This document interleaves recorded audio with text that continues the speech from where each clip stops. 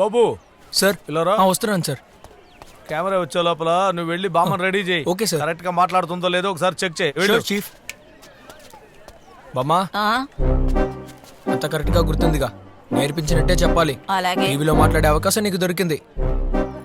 ఏది ఒకసారి చెప్పు.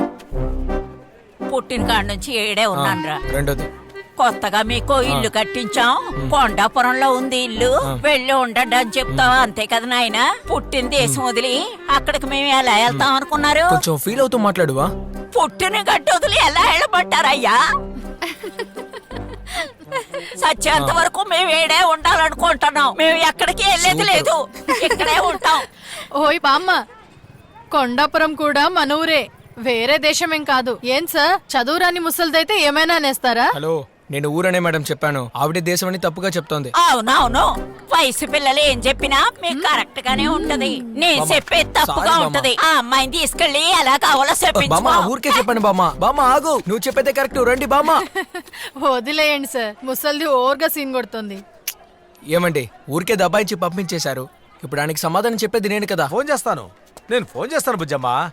ఏమయ్యా సార్, ఇంకా ఏంటి అక్కడ సీన్ వేస్తున్నావు? ఆ ముసలిది రెడీయా? బామ్మ సార్, బామ్మ కంటే ఆవిడ బాగున్నారు.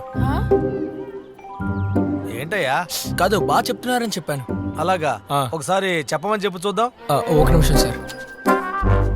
మేడం ఒకసారి ఇలా రండి మేడం ప్లీజ్. ఇదిగో లంగా ఉండి వేసుకున్నా నువ్వే రా.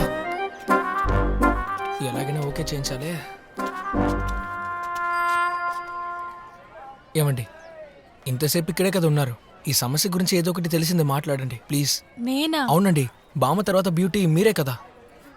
అది కాదు, ఫేస్ కేమే వేసుకోలేదండి, ఇలాగే వెళ్ళి ఎలా మాట్లాడను?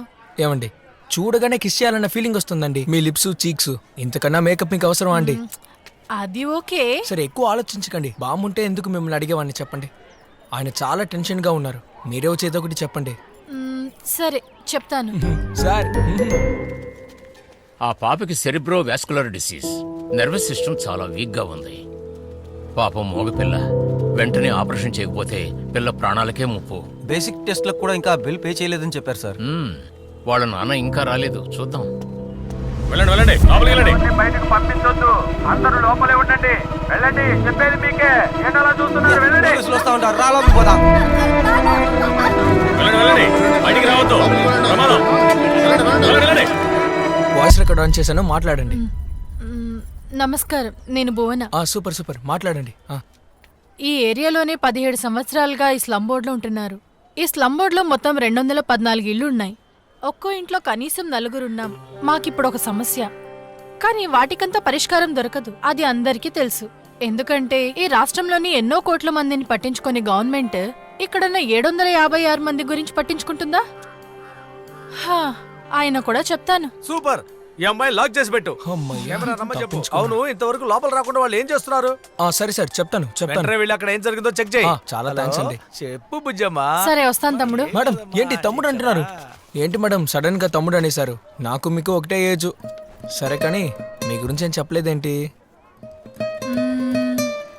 వయసు 23, పేరు భువన, హైట్ ఏమో 5'4", మేషరాశి, బాగా చదువుకున్న అబ్బాయిని వెతుకుతున్నాను. వివరాలకు తెలుగు మ్యాట్రిమోని సంప్రదించండి. ఏంటండి? ఊరికి చెప్పానండి. అయితే ఓకే. బిఎస్సీ బిఎడ్ చదివి టీచర్ ట్రైనింగ్ పూర్తి చేశాను. ఓన్ బిజినెస్ కూడా చేస్తాను.